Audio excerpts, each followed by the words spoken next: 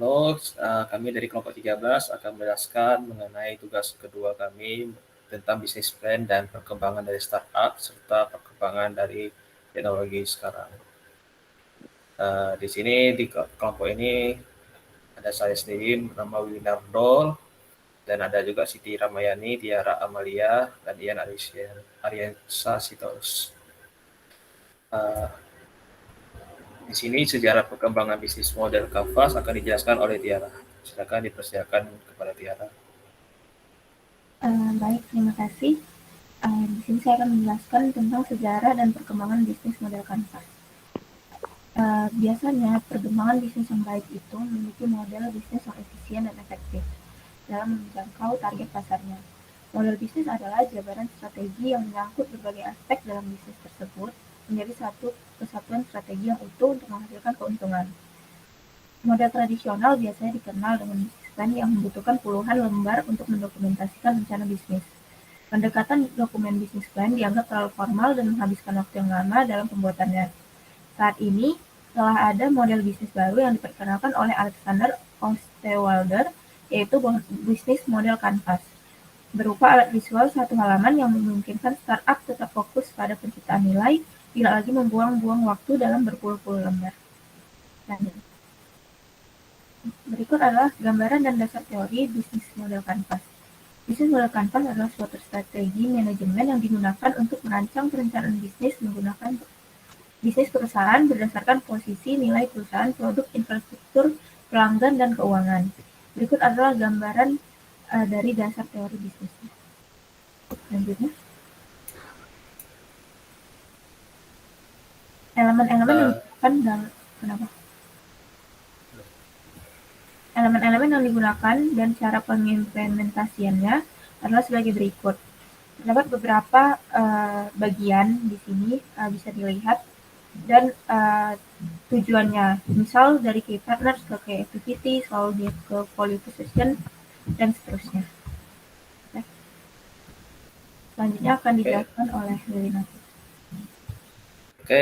Saya akan menjelaskan mengenai cara pembuatan dan kerja dari bisnis model Canvas. Jadi di sini ada suatu bagian-bagian dari bisnis Canvas tersebut, yaitu merupakan key partner, yaitu merupakan partner-partner yang ada, dan key activity kita. Kalau di dalam bisnis ada suatu aktivitas yang dapat dilakukan dalam suatu bisnis. Dan juga ada value propositions yang ada mengenai tentang posisi-posisinya, serta ada customer relationship yang berkaitan dengan customer, lalu ada customer segment tentang customer target apa yang kita ingin sebagai target dalam bisnis kita sendiri, lalu ada channel kita, yaitu mengenai tentang hubungan, cara menghubungi dan bisnis perusahaan dari yang kita buat sendiri.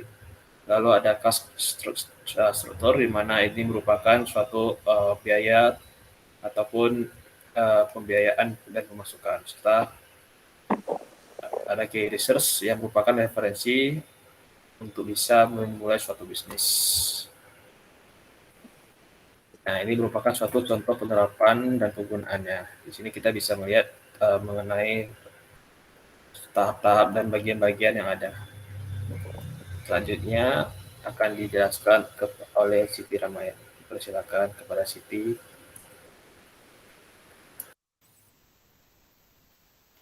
Oke, terima kasih Billy. Selanjutnya saya akan menjelaskan tentang sejarah dan perkembangan dari startup. Nah, startup tidak hadir begitu saja di tengah-tengah masyarakat. Terdapat sebuah sejarah singkat tentang berdirinya atau munculnya bisnis startup ini. Sejarah awal berdirinya startup berkaitan dengan inovasi teknologi terjadi pada akhir tahun 90-an hingga awal tahun 2000-an. Saat itu terjadi fenomena yang bernama blog.com. Apakah yang dimaksud dengan fenomena bubble.com ini? Pada akhir 90-an, internet mulai banyak digunakan di berbagai belahan dunia, terutama di negara yang maju. Karena hal itulah perusahaan yang sudah ada beramai-ramai membuat situs web milik mereka sendiri. Rata-rata situs web yang dibuat saat itu menggunakan domain.com karena semakin banyak website perusahaan yang domain.com, maka fenomena ini disebut dengan bubble.com. Sejarah terjadinya fenomena bubble.com tersebut mulai banyak bermunculan bisnis baru yang bergerak di bidang teknologi. Bisnis atau usaha baru tersebut kemudian diberi istilah startup. Tidak semua perusahaan yang baru berdiri atau sedang merintis disebut sebagai startup. Terdapat beberapa kriteria yang harus dipenuhi oleh sebuah perusahaan hingga bisa disebut sebagai startup.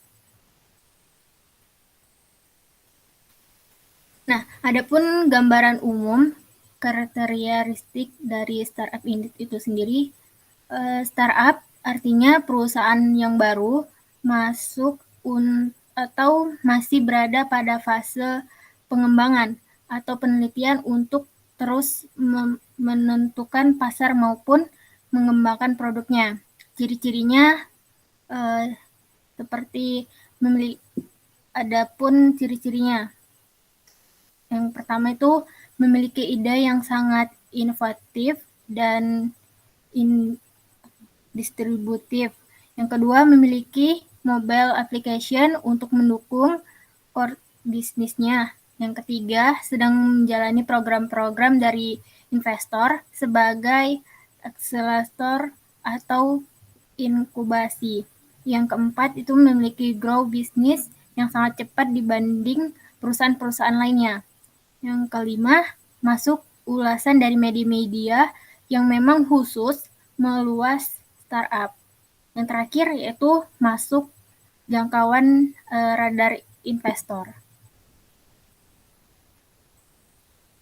Nah, bisnis startup dimulai dari sebuah masalah yang membutuhkan solusi. Misal, Anda kesulitan mendapatkan informasi mengenai hotel di berbagai kota. Dan saat ini tidak ada layanan atau aplikasi yang dapat menjawab pertanyaan masalah Anda tersebut. Maka, Anda membuat sebuah usaha startup yang menyediakan informasi mengenai hotel dan hal-hal terkait.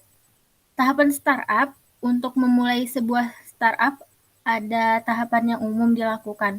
Tahapan tersebut antara lain seperti ideation atau pencetusan ide.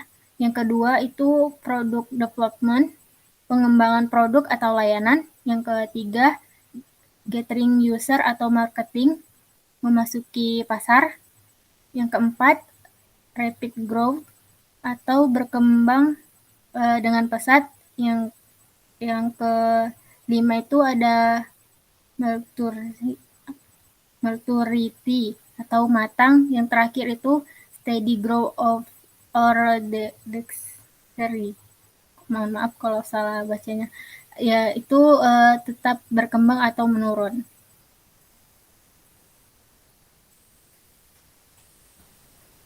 Oke, contoh penggunaan dan penerapannya yaitu menggunakan Yahoo membuat search engine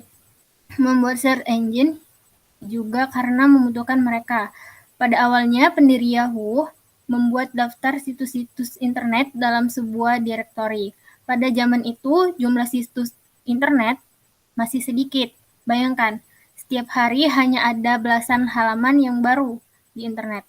Maka mereka mengumpulkan halaman-halaman tersebut sebagai surfing di internet dan membuatnya menjadi sebuah direktori. Ketika direktori ini menjadi lebih besar, maka untuk mencari halaman tersebut membutuhkan sebuah fitur pencarian atau search.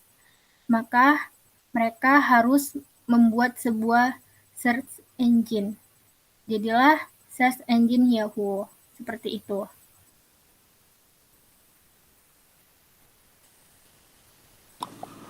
Nah, kemudian kita akan masuk kepada topik gambaran umum di dunia. Perkembangan teknologi saat ini berkembang dengan pesat, di mana bisnis produk ini yang berfokus pada teknologi juga memiliki peran andil yang sangat besar. Contoh dalam perkembangan kehidupan manusia, dengan banyaknya teknologi baru saat ini, muncul beberapa peluang bisnis di bidang IT yang menjanjikan dengan memanfaatkan kecanggihan teknologi yang ada. Nah, yang kedua adalah perkembangan bisnis di bidang teknologi informasi yang membawa dampak yang sangat besar. Adapun beberapa contohnya yang betul-betul terjadi di dunia saat ini adalah yang pertama, rapat online yang merupakan dampak yang paling besar dalam pandemi, di mana semua manusia perlu beradaptasi dengan pandemi dengan membutuhkan penjagaan jarak antar sesama, sehingga muncul penggunaan teknologi dalam mengurangi persebaran pandemi. Yang kedua adalah transaksi online, merupakan dampak besar yang memudahkan manusia melakukan transaksi tanpa harus melakukan kontak fisik, sehingga untuk saat masa-masa pandemi saat ini juga dapat mengurangi persebaran arus pandemi. Yang berikutnya, gambaran khusus yang ada di Indonesia. Peluang usaha atau bisnis bidang IT di Indonesia masih tergolong baru. Belum banyak orang yang terjun di bidang IT sehingga peluang untuk sukses masih terbuka lebar. Kemudian ada pun perkembangan bisnis di bidang teknologi informasi di Indonesia, yaitu yang pertama adalah startup. Startup adalah perusahaan baru yang merintis bisnis dalam bidang teknologi yang memudahkan manusia dalam memenuhi kebutuhan. Adapun beberapa contoh startup yang sudah berjalan di Indonesia saat ini adalah Grab dan Gojek. Dan yang kedua adalah mobile banking, merupakan aplikasi yang sudah banyak dikeluarkan oleh beberapa bank-bank sentral yang ada di Indonesia dalam mempermudah melakukan transaksi sebanyak 24 jam bagi seluruh nasabah, sehingga kita tidak perlu ke ATM atau datang langsung ke bank untuk melakukan transaksi. Yang selanjutnya, kita akan memberikan contoh-contoh perkembangannya. Perkembangan pada bisnis teknologi produk IT solution. Yang pertama itu IT solution adalah contoh bidang usaha bisnis teknologi yang bergerak di bidang jasa atau penjualan produk IT. Contoh seperti pemasangan CCTV, alarm keamanan, jasa servis dan perangkat IT, penjualan software dan lainnya. Bisnis teknologi produk IT ini lebih dominan dalam kehidupan nyata di Indonesia, di mana saat ini banyak program-program dari pemerintah pusat dan daerah sudah melakukan migrasi dari pengelolaan sistem administrasi yang secara manual sudah dilakukan dengan penerapan produk IT solution. Produk IT yang berbentuk software. Software adalah perangkat lunak yang isinya dari bahasa pemrograman tertentu yang memiliki kesatuan dan memiliki nilai dan tujuan tertentu. Jika memiliki kemampuan coding yang baik, maka mendirikan usaha bisnis teknologi software house developer adalah pilihan yang tepat.